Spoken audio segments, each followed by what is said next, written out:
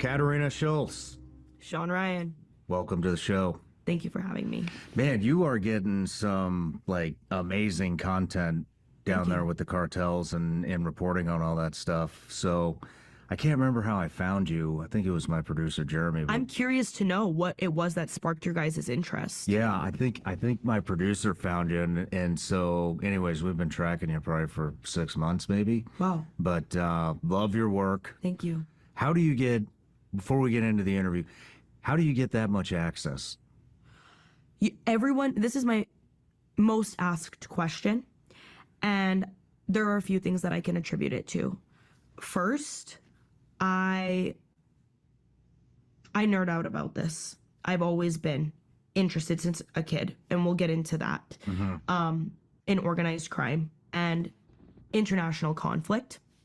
And so I try to know about it as much as I can. And I think people recognize that. Second, I don't judge. So I have my own, morals and ethics and personal values, but I never let that come across with the people I'm speaking to, whether they're the good guys, the bad guys, or somewhere in between, or undecided. And I just want to hear everyone's story. I just want to know what's going on. I want to give people a voice. I feel like they don't have one. And then also, I'm a 24-year-old girl from Canada. You're only 24? Yeah. Oh my gosh. I know I look a lot older. But I'm a 24-year-old girl from Canada who wants to talk about what was your reaction to Trump saying that you and your colleagues are terrorists. I'm just curious to know. And a lot of these guys will open up. Keep in mind, I'm typically always and only working with men.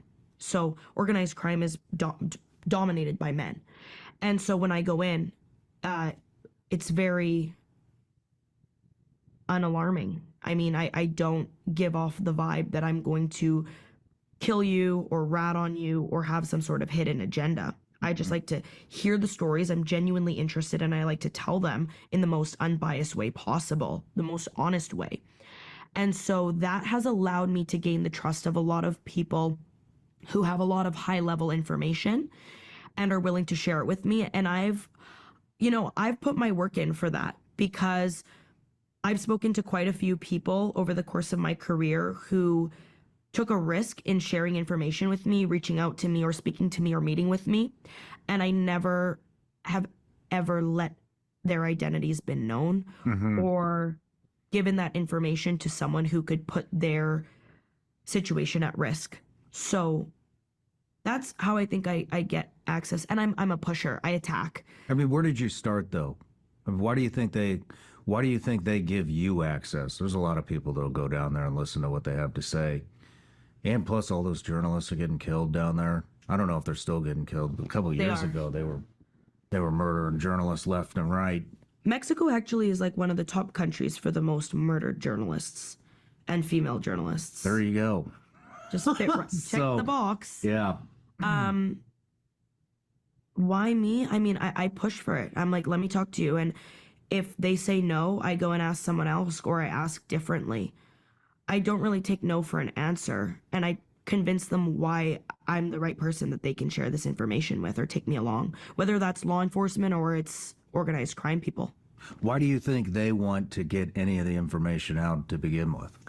It's a way to flaunt their power, flex their muscles, show people, look, I'm doing all of this crime. I basically run Mexico. I run the drug trade. And I'm committing violent acts in broad daylight, gruesomely. And I'm giving this information to the press. And catch me if you can. Interesting. That's certainly what it is. I think it's an ego thing, for sure. Flex. It's a flex, 100%. For some people, it's also kind of like media relations. They put this message out there, an adversary hears or sees it, and they're sending a message. Gotcha. Yeah. Gotcha.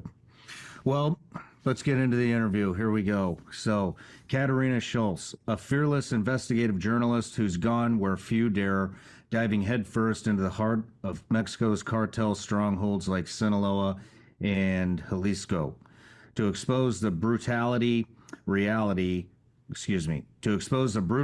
of organized crime. A bilingual, boots on the ground reporter tracking the cartel empire and its influence on North America, former traditional journalist who realized you needed to get out of the newsroom to find out what's really happening, and you're the author of your popular Substack to keep people informed on all things cartel related. So thank you for coming in here, and we got a whole slew of topics to cover.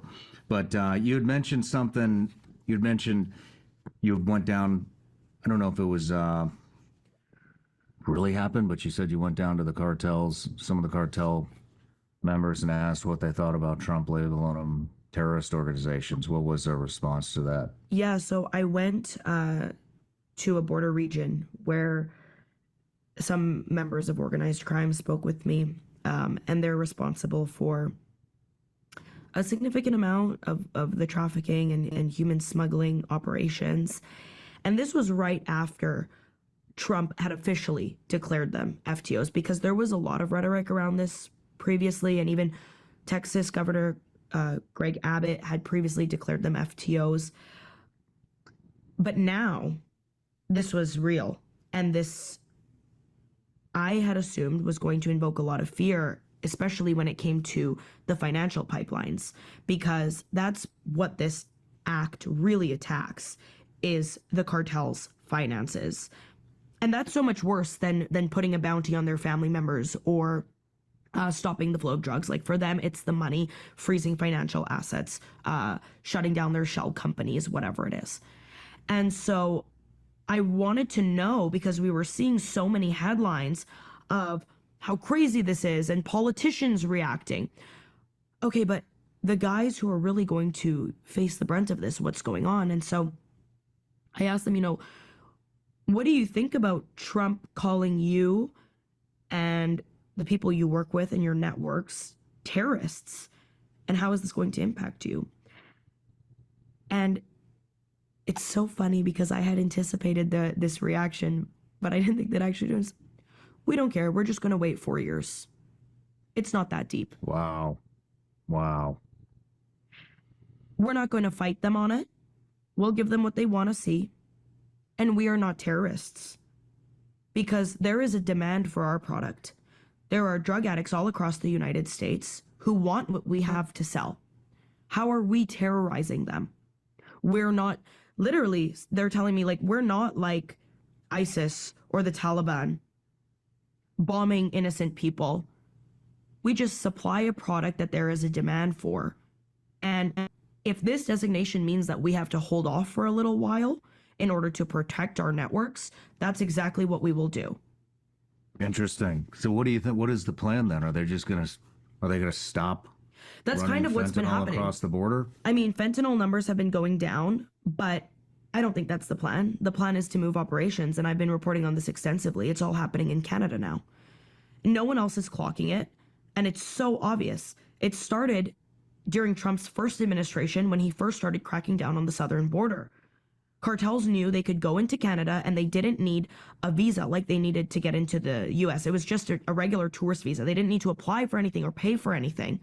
They could just go get their tourist, like have a regular tourist visa the way I come to the United States, set up shop, negotiate and network with pre-existing organized crime groups in Canada, whether that be the Hells Angels, a big one, or Brothers Keepers, or Red Scorpion, or the United Nations gang, and say, hey, look, you guys have incredible access, okay, over 5,000 miles of practically unprotected border into the United States.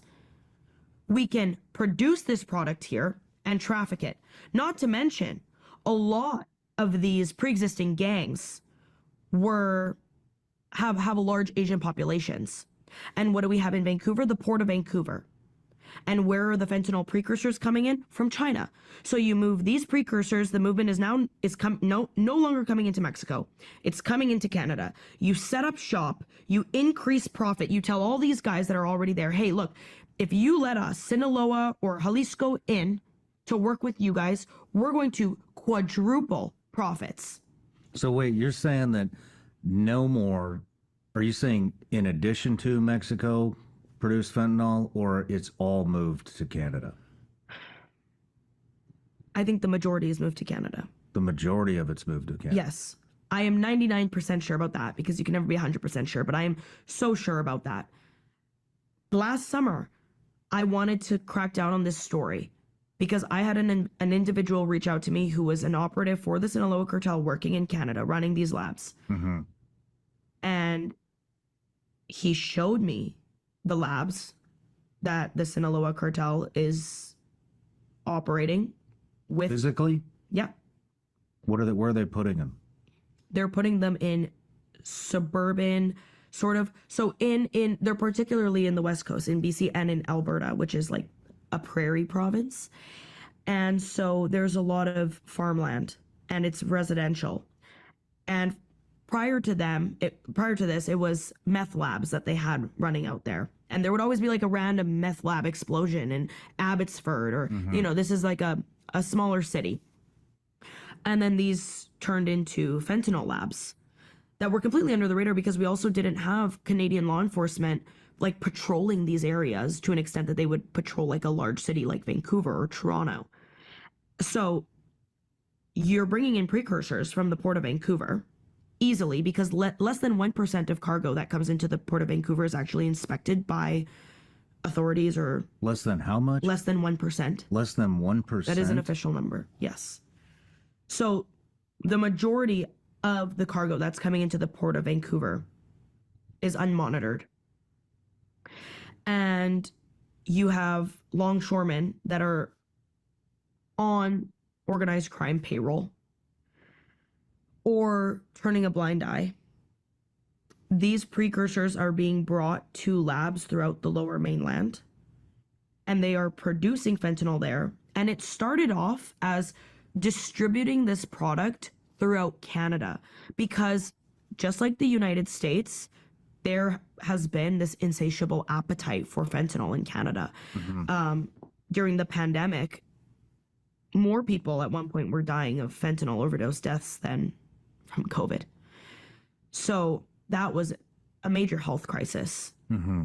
And then there's this major crackdown at the southern border.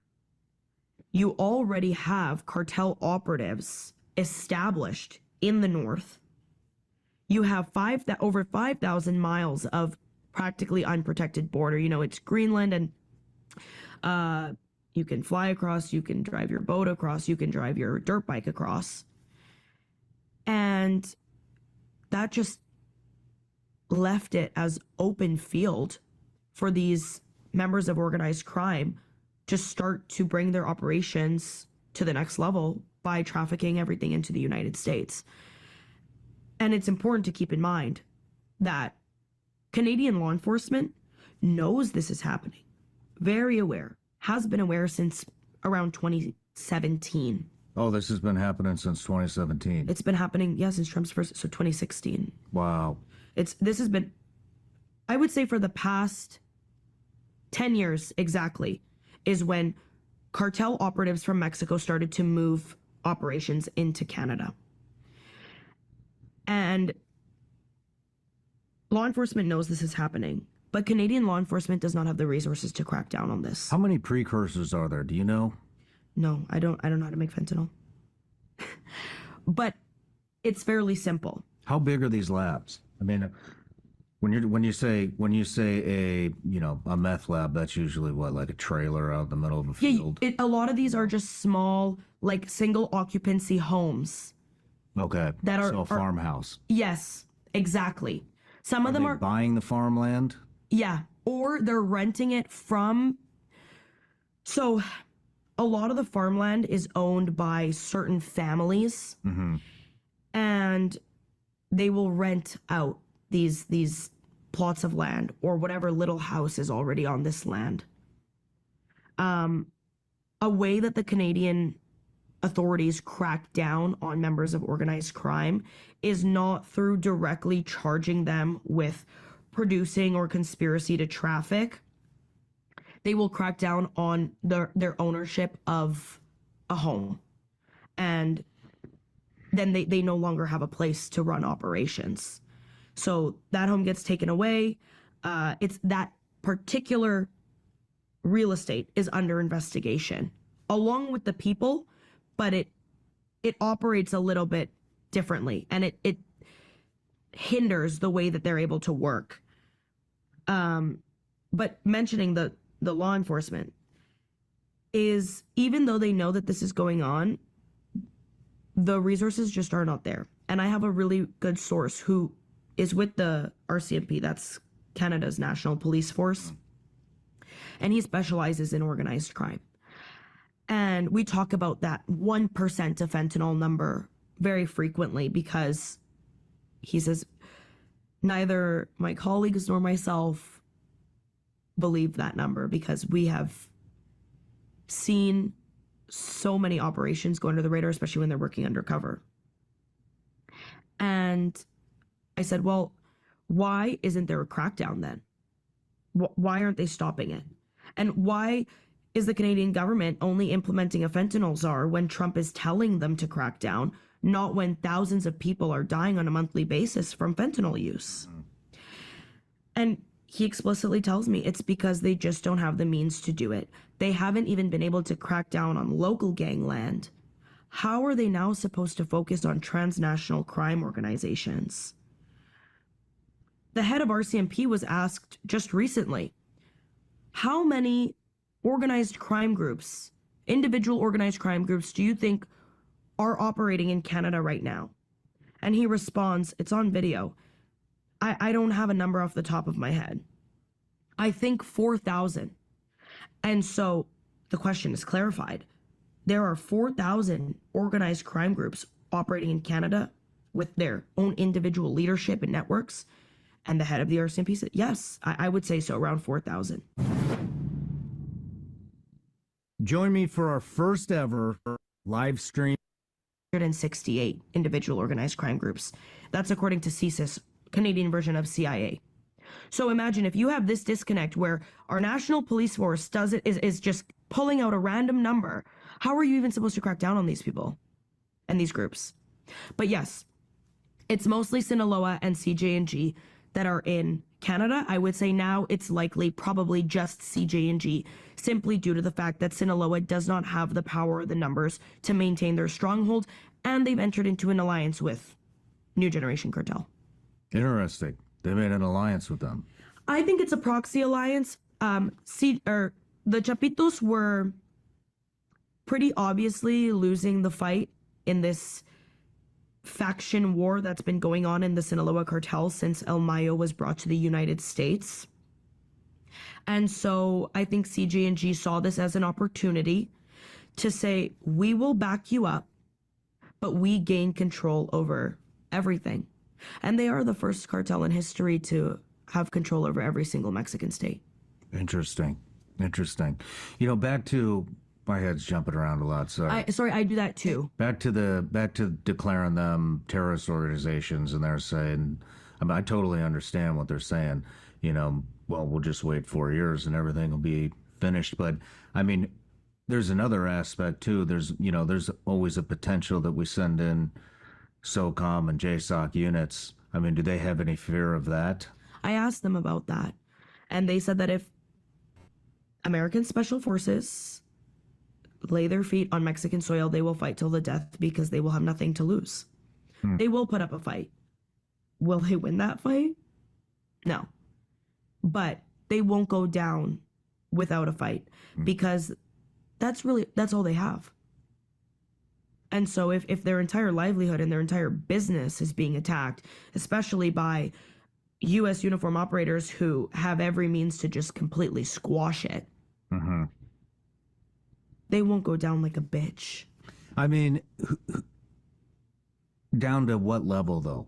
You know what I mean? To the very bottom. to the very bottom. Oh, even the local drug dealer. Yes, the guy who's a lookout, who's making pennies. When I was in Sinaloa covering this fighting in the fall, the money flow was interrupted for, all levels of people working in it for the cartels. And so main people who, it's like that necessary job that makes no money are the punteros, the lookouts, the guys on their dirt bikes who watch if Mexican forces are coming, they keep the eyes out for whatever's going on. Those guys make the least amount of money. They're making around $500 a month. And when the infighting began and all of this money and resources had to go to, we need to maintain our stronghold and we need to buy arms and stockpile, these punteros were the ones losing out. And so when I was there, once it got dark, I couldn't order Uber Eats to my hotel because these guys were stealing the food from the delivery men because they didn't even have enough money to eat. But they were still working for the cartels. They wouldn't say, okay, you know what, fuck this, I'm going to go and work in a Walmart where I'm at least going to make a steady income. It's not great, but I have something to pay for my basic needs. Mm-hmm. Because at that point, it's not just about the money, it's indoctrination. It's about being a part of something, feeling powerful, feeling like you've been validated and accepted by the very people who are responsible for thousands of deaths and the war on drugs. They're on the FBI's most wanted posters, and I work for that guy. I guess it makes sense. I mean, it makes sense to them. We don't have to understand it. Yeah. Wow. I thought there would be at least a little fear, but doesn't sound like they care at all. I don't think they do. And based on what I've been told, whether that's what I was told at the border, whether I go and ask in Sinaloa or Jalisco or Michoacan or Guerrero, the consensus remains the same. And the people in charge are treated like gods. They are absolutely praised as if they are the one and only. I mean, that's why we see all the songs about El Mencho, El Chapo, El Mayo. And you can literally go to Sinaloa and buy narco merch. You got the hat with whoever's face on it. You can even buy like religious regalia that is paying homage to narco leaders. Jeez. And so the people who work for them praise them. People who don't work for them praise them and want to work for them. So if you're telling this 17-year-old kid who has always wanted to be in this lifestyle, you're going to die for me and American forces are coming in, he'll stand up. He'll probably shit his pants, but he'll do it. He'll put on face. How many of these labs do you think have been set up in Canada? Do you have any estimation on that? I don't know exactly how many labs are operating in Canada, but the majority of the labs that are in Canada, which is significant because there is certainly a supply. There is no lack of drugs in Canada or the United States, right? And especially in northern states too, where a lot of these drugs are coming into. I think the majority of them are being run by the cartels. And the interesting thing is you won't really see it in the numbers or in police investigations or press releases because they don't keep track of which criminal organizations are operating what, which labs. So, for example, someone will be arrested. Three men will be arrested for trafficking arms and drugs. They were arrested in a Surrey home in British Columbia, and we found X amount of drugs, X amount of arms, with this amount of street value. They won't say, oh, they were operating on behalf of the Sinaloa cartel. They will say, we found messages in our investigation that they were operating with Mexican associates. And some people will then subsequently be charged and they'll be Mexican nationals living in Canada. Those guys are working for the cartels. But Canadian Authority doesn't keep track, or at least not publicly, of who is working with exactly which criminal organization. And I think that that also does play a role in allowing the cartels to flourish over there because they can operate so entirely under the radar. I mean, here in the US, for the first time a few weeks ago, a woman in El Paso was arrested for particularly working as a straw buyer for CJ&G. And this was the first case of someone in the US with material to be charged as an FTO. In Canada, that wouldn't be the case. You wouldn't hear that, oh, she was directly working as an associate with the New Generation Cartel. Mm-hmm. But when you bring light to that, especially in a border place like El Paso, then everyone who's doing it is kind of on edge. And then they say, okay, look, hey, we're under a spotlight. But if that's not happening, you continue to operate like there's no spotlight on us. We don't need to worry because there isn't. Do Canadians know this is happening? Well, if they read my reporting, they know now. I mean, Kash Patel, director of the FBI, is now saying it publicly. He just said that they're coming in through the port of Vancouver. They're producing fentanyl. The fentanyl is coming from Canada because they haven't secured the northern border. And when I initially started reporting on this, and I was reaching out to RCMP and reaching out to CSIS and putting out my contact, everyone was telling me, no, you're wrong. This can't be. And RCMP was telling me, we have no evidence to show that local criminal organizations are working directly with cartels. But I met with cartel associates in Canada showing me the production, telling me how they're doing it. And it goes back to what you asked me. Why are they telling me this? Because they want to show you exactly how they're operating under the radar. They're so tough. Mm-hmm. And oh yeah, you secured our southern border? Fuck you. We moved to Canada. How much is one of these labs producing? Do you know that? Yeah, like, okay, so one batch will be like $150,000 worth of fentanyl pills. And how many pills is that? Any it depends, because it depends on the size of the pills. It depends on the strength of the strength of fentanyl in each pill. I'm just trying to get an estimation of how much shit is coming through, the northern U.S.-Canadian border. And then how fast do you think this is spreading? I mean, it sounds like right now it's pretty localized in Vancouver, but when's it going to go, more towards the other coast? It is in the East Coast. It's not at the same level, but it certainly is in the East Coast. What I know what's happening for sure in the East Coast is a lot of people are being contracted by the cartels and not Mexican people. Canadian nationals are being contracted by the cartels to operate as enforcers. A lot of people in Quebec and Ontario. What do you mean enforcer? What does that mean? It's like a hockey player. It's like It protects the hockey team, right? They're protecting the operations. How so? What are they doing? Taking out hits, threatening people,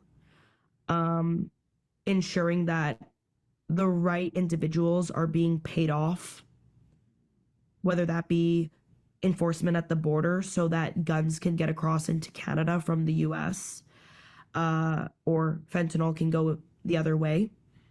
How are they getting their people up there? Are they coming up through the US? Yeah. And just keep going north, or are they flying them in? So prior to Canada re-implementing the visa requirement, a lot of the Mexican nationals were flying directly into Canada.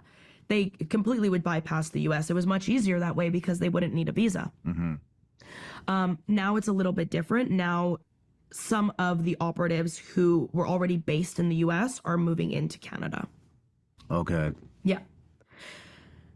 And it's interesting because when I gained access to a few group chats that were run by the cartels on WhatsApp, Telegram. WhatsApp is like the starting point just because of the way the encryption is set up. They don't want to talk about too much, but because it is so accessible, it's a great way to hire people, recruit people. Mm-hmm. And so I gained access to a group chat where they were basically recruiting people to work as enforcers for them, sicarios, managing certain logistics of the business, whether that's paying off authority, finding out who's who, getting the arms, finding the dealers, contracting straw buyers, whatever it may be. When I was in this group chat, the first thing that stood out to me was 2 of the phone numbers were Canadian area codes. One was Alberta and one was Toronto. And one of the individuals was directly asked if he could take out a hit if need be. He would be paid $55,000 Canadian. He would have to buy a Glock with three mags, I think it was. I have this screenshot. And there could be no kids around. And if he goes to the house, make sure that no family is around of the individual that needs to be killed. And so for a lot of these people, money was put on the table right away. You get into this group chat, whether that means you're going to be moving fentanyl pills into the US, whether that means you may have to take out a hit, or pay someone off, conducts any sort of logistics. It was, this is how much you'll make. Take it or leave it. And that was, for a lot of people, that first incentive. Now, for a lot of other folks, it was, I'm going to be a part of the cartel. For a lot of these people, they're kind of outcasts. Mm-hmm. And they feel like power. They're like an aggressive person. And a lot of those type of guys who kind of had like a violent past, boxers, were being hired as sicarios.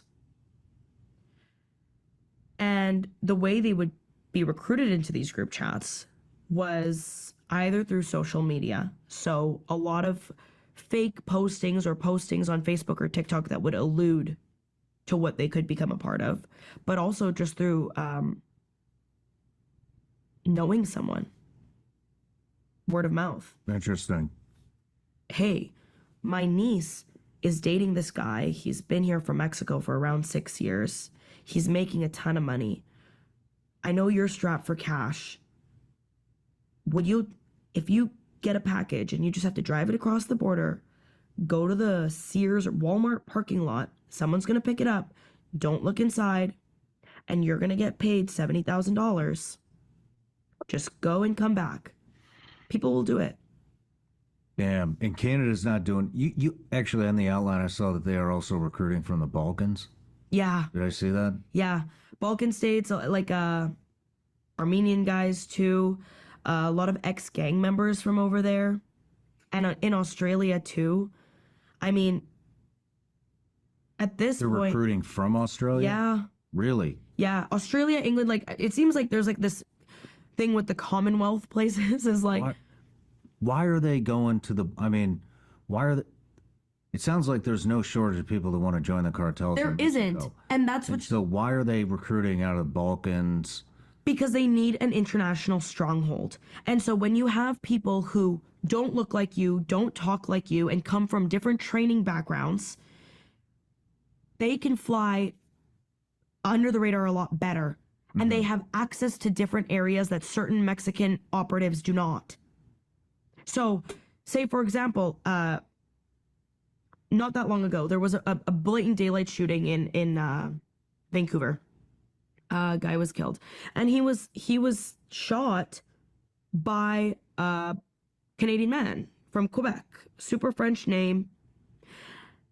This individual had spent years in Mexico and Colombia, and was said to eventually work for the cartel, go to Canada, and take out this hit.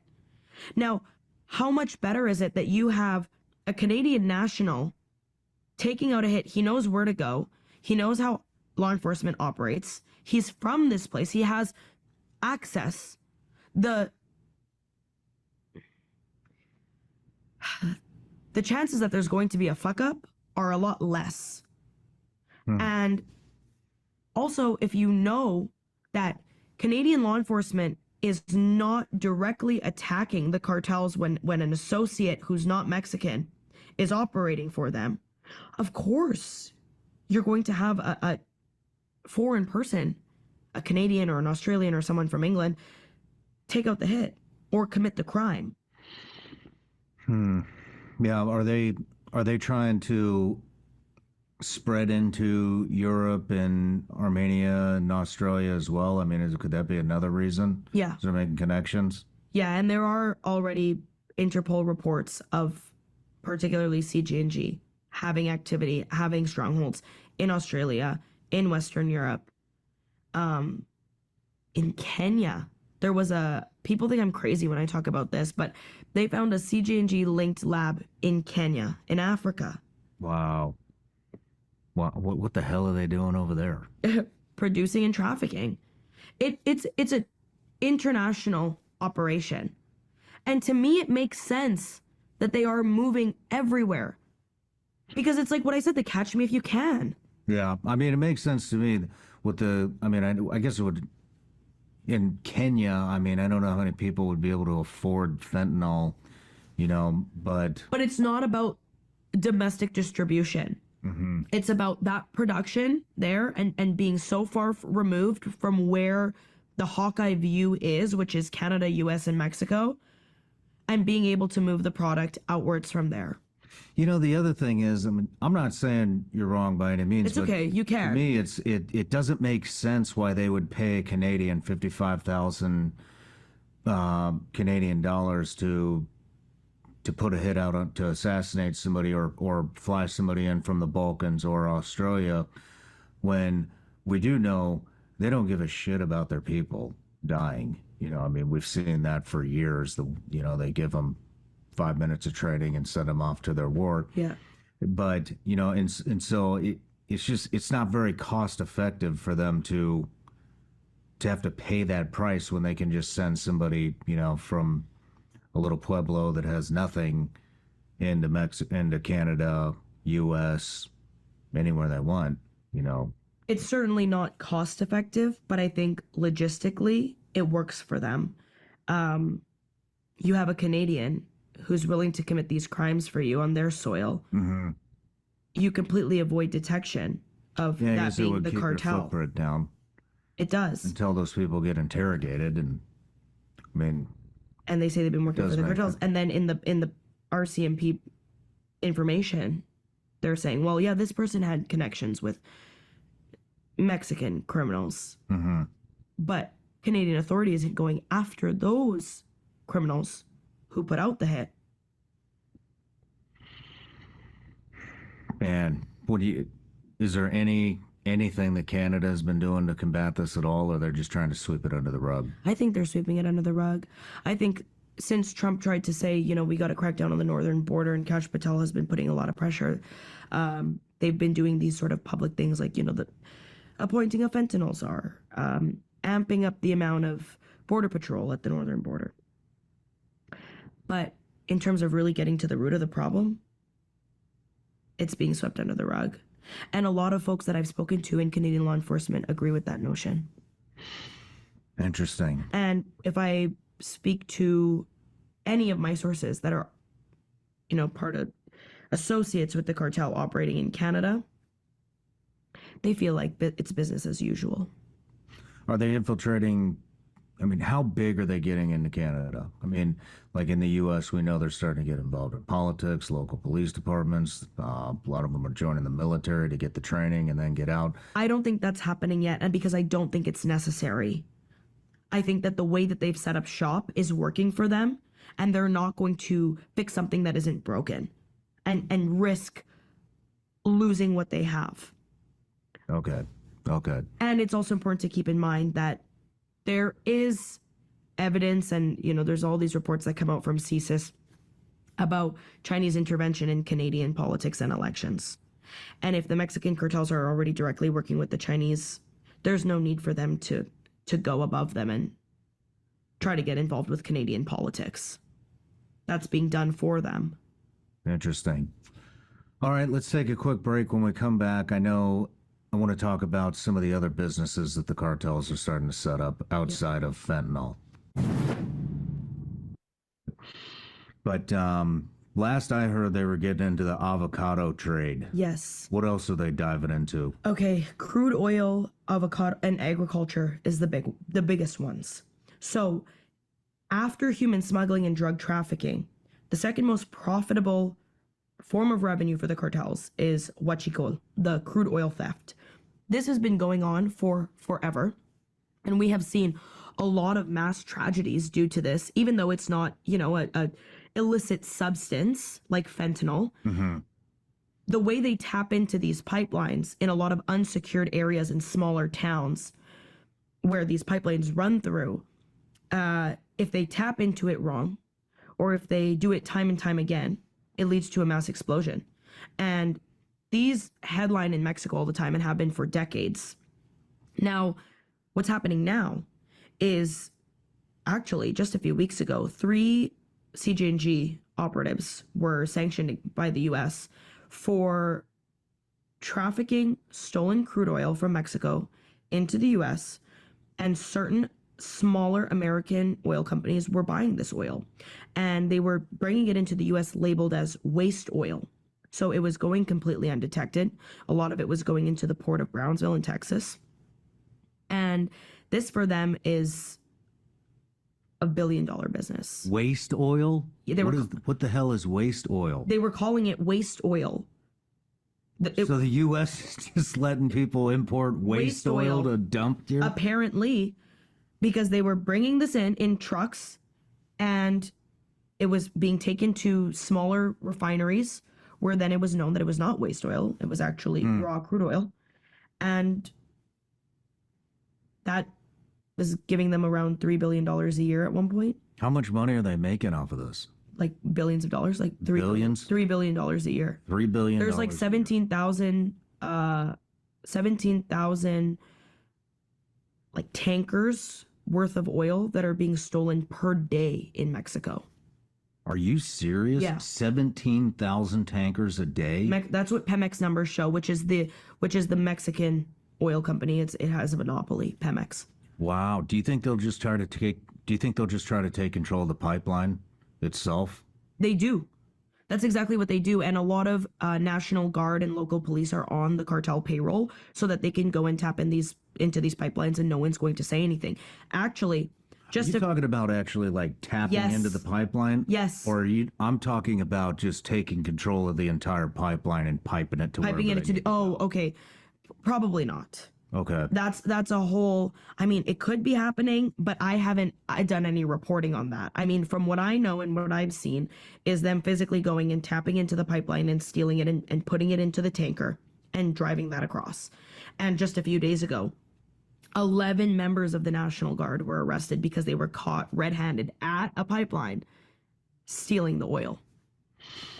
And they're just getting this through the U.S. border? Yep. Just driving it across. 17,000 tankers a day are coming across the U.S. border. I don't know if 17,000 tankers are moving across the border a day, but that's how much is being stolen per day. So it's obviously going somewhere at a certain point in time. And this is major profits for the cartel, especially with this crackdown at the southern border on fentanyl and human smuggling, which is, a major financial pipeline for them. Let's go make money off a different pipeline. I mean, we don't import any gas from Mexico, do we? Do we? Like legally? Legally, yeah. So a lot of the crude oil from Mexico goes to the U.S. and is refined in the U.S. and Mexico buys it back. So this is a relatively easy operation to bust into. Mexico doesn't have the refinery, doesn't have the infrastructure to do it. They buy the gas back. Okay, so we buy the gas, or we refine the gas and then pipe it back into Mexico. Yeah. And so that's one that I talk about a lot, because the problem with this is they can do it so under the radar, and they're experts at it at this point because it's been going on for so long. And there's so much impunity around and corruption. So many people, the right people, are paid off. The right people, whether that's politicians, National Guard, police, are profiting off of this trade. And so the way to crack down on this is so murky, because it's not, you don't have this fentanyl pill that's going to kill someone and that's a controlled substance. It's oil, and it's something that everybody needs.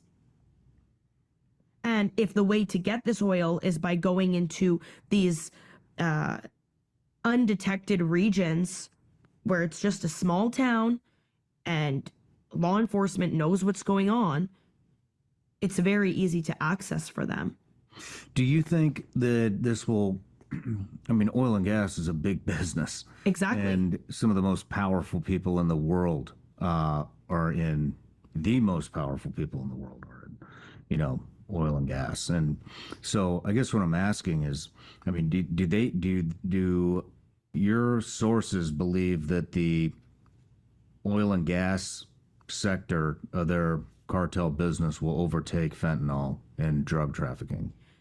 If push comes to shove and they really have to rely on something that isn't drugs, they could certainly move all of their operations to oil. Why wouldn't they just want to anyways? Why? Because money. I mean, it seems so much. You think the drug trade is more than the gas trade? It's more profitable for them. Right now? Yes. Or 10 years down the road?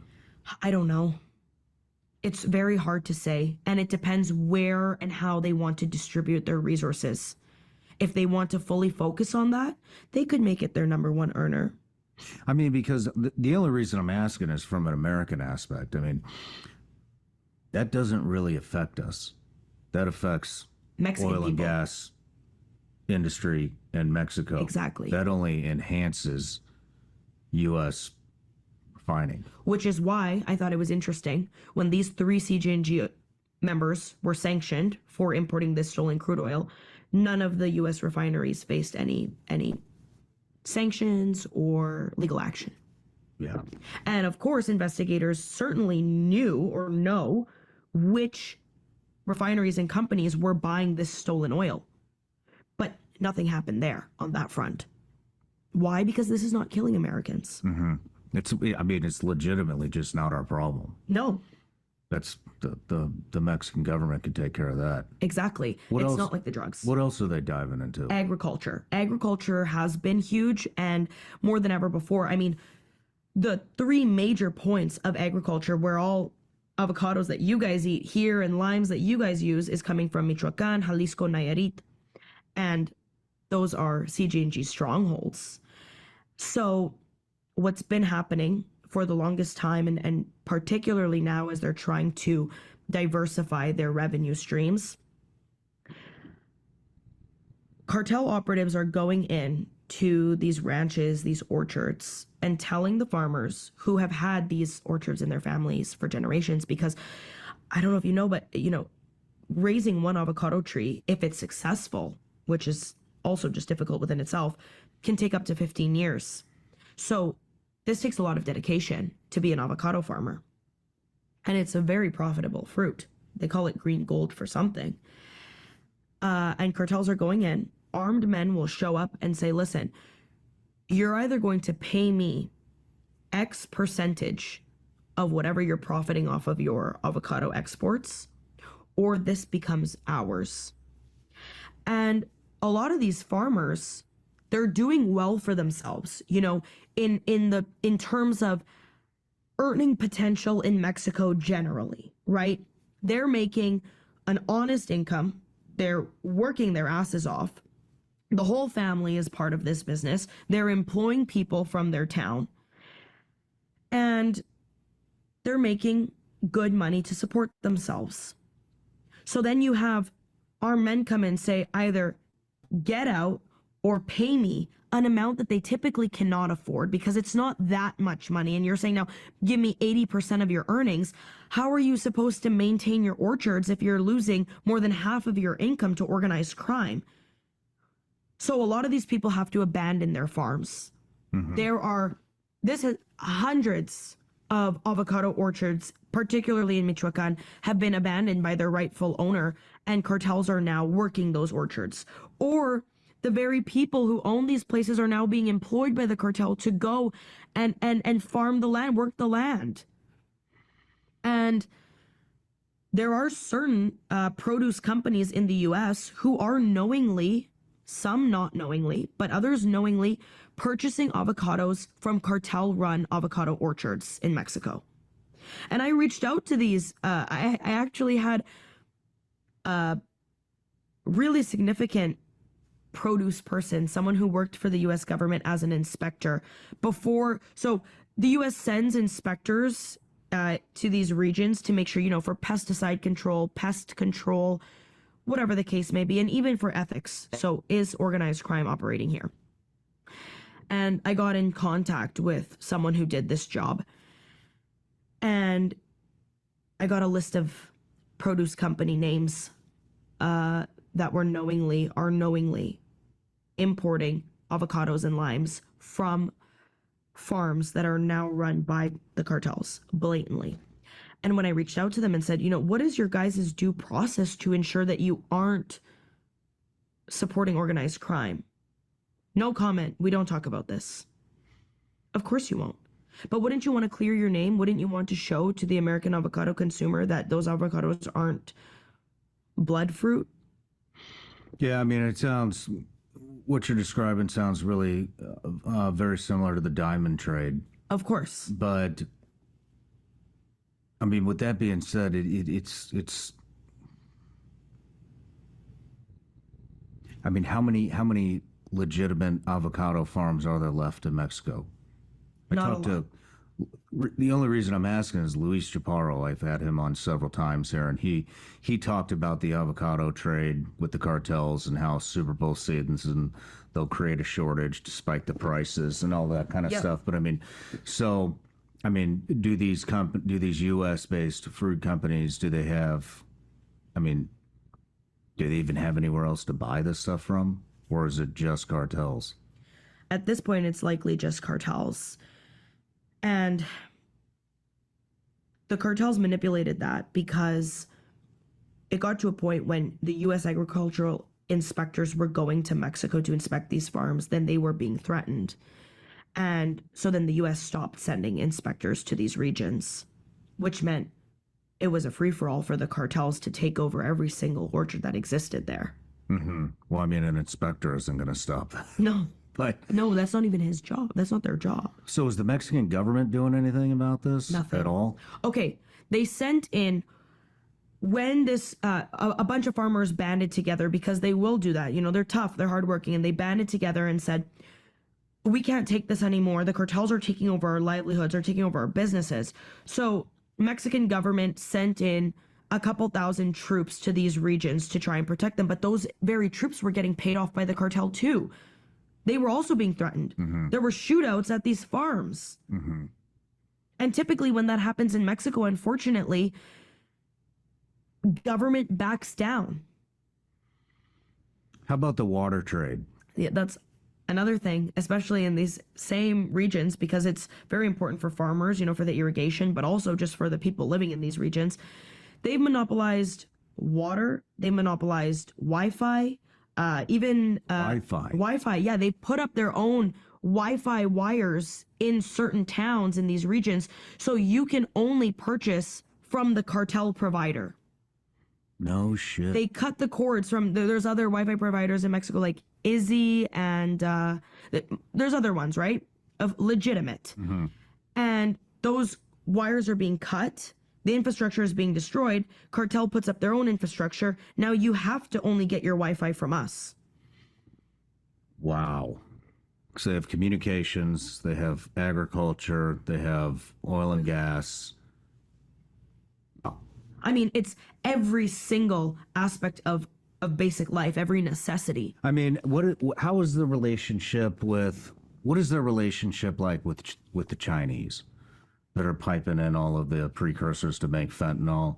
So you had mentioned a lot of them are going to Canada now, but I mean, just interviewed Tom Homan, you know, the border czar, and he said that I believe, you have to reference the interview, but I believe he said that the southern border is 96.8% secured. Do you agree with that?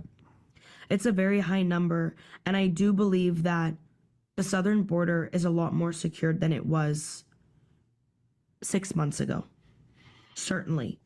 The price of being smuggled across the border has gone up. Like if you want to pay for a coyote to take you across, less coyotes are operating because of just the sheer amount of vigilance at the southern border. Mm-hmm. And U.S. and Mexico numbers both show that fentanyl trafficking has gone down at the southern border. 96% is very high to say it's 96% secured. I mean, how do you even quantify how secure a border is? But in terms of I think you do it by the number of people coming across. the number of people coming across, right? But of course, you don't track every single person that's coming across. Has it gone down? Certainly. And numbers on both sides of the border show that.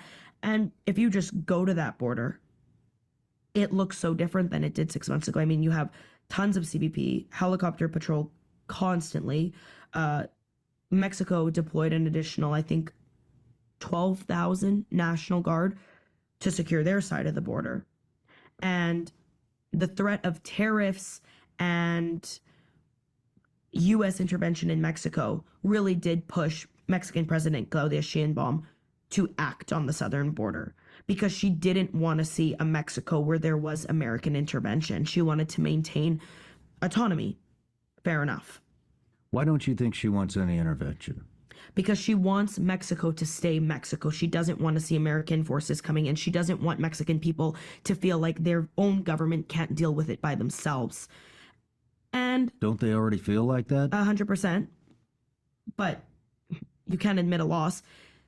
Another point to that is to protect people who are in her administration who have narco ties. Does she have narco ties? 100%. 100%. I believe she definitely has narco ties. What makes you believe that? She's with the Morena party.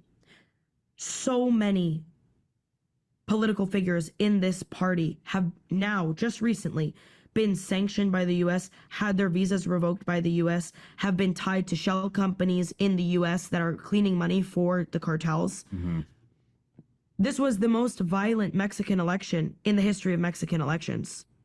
Why were people dying at the polls? Why were armed men showing up to voting stations and destroying the ballots and the ballot boxes? And then prior to her, Andrés Manuel López Obrador, the previous president of Mexico, who basically took Sheinbaum and put her up and said, everyone who voted for me, vote for her, and she won by a landslide. No one has ever voted by that margin in a Mexican federal election ever before. He had been reported to have received a significant multi-million-dollar payout from the Sinaloa cartel. Wow. So if you have this party that just has so many rotten apples, you're telling me it's not spoiling the bunch, and that the main figurehead of this party, the president of Mexico, who could, if she really wanted to, say, fuck the cartels, we're ending them. Everyone is suffering on both sides of the border and globally. Okay, we're going to crack down. And that's not really happening. It's a soft stance. It's certainly not as soft as her predecessor. His slogan was abrazos no balazos, hugs not bullets. She didn't take that on, which I think was great, because what do you mean? You're gonna, it just didn't, it made no sense.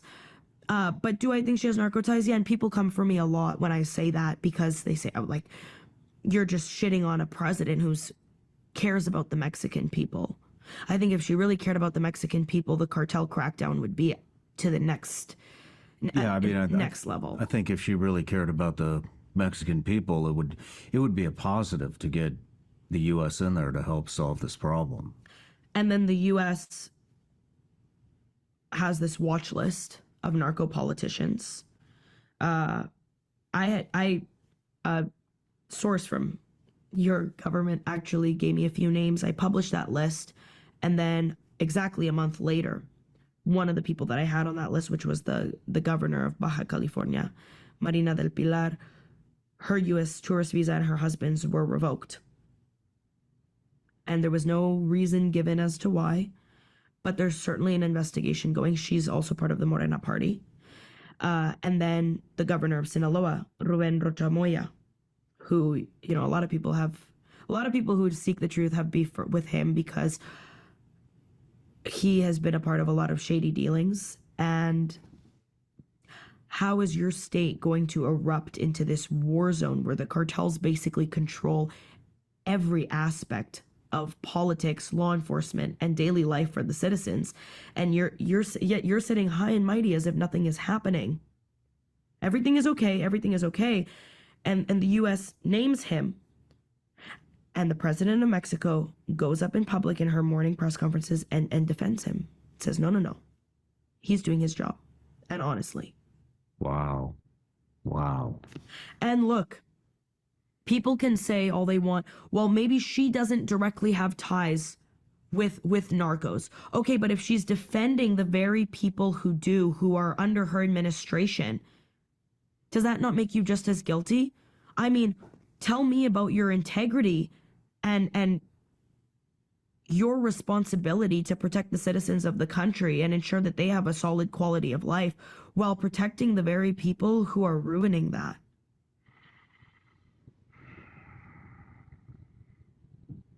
Have you heard of... I've heard a lot of rumors that former SOCOM and JSOC special operators are going down and training cartel. Have you heard that?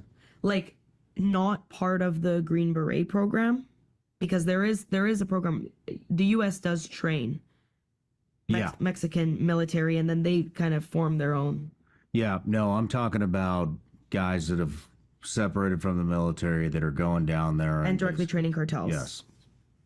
Yes. How much of that is going on? If you go to Tamaulipas right now, it borders Texas and Mexico. There are cartel operatives who can expertly show you how to put together, arm, and put a minigun on top of a vehicle and use it like an expert. Mm-hmm. And that isn't common knowledge. And that isn't something that, like guerrilla warfare teaches you. These people are directly being taught by U.S. ex-military. I've heard, and we were talking about this on the way here, Israelis, people who know how to use high-level arms and know a fair bit about high-level warfare tactics. If the cartels weren't trained by these very people, they would not be able to function at the level that they are. Do you have any sources that have told you that former SOF guys are heading down there to train? Yeah, particularly in Mexican states that border Texas.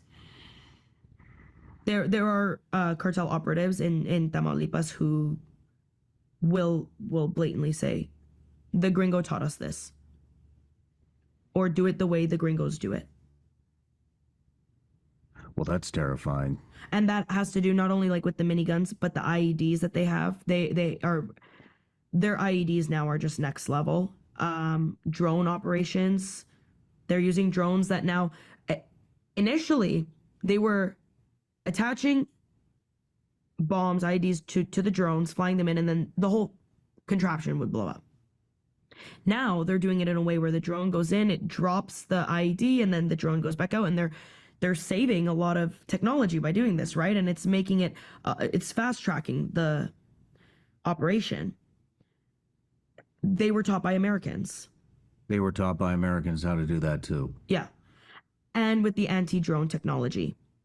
That came from overseas. Well, that came from abroad. They have anti-drone technology? Yes. What kind of anti-drone? They have, so I wish I could show you the video of it.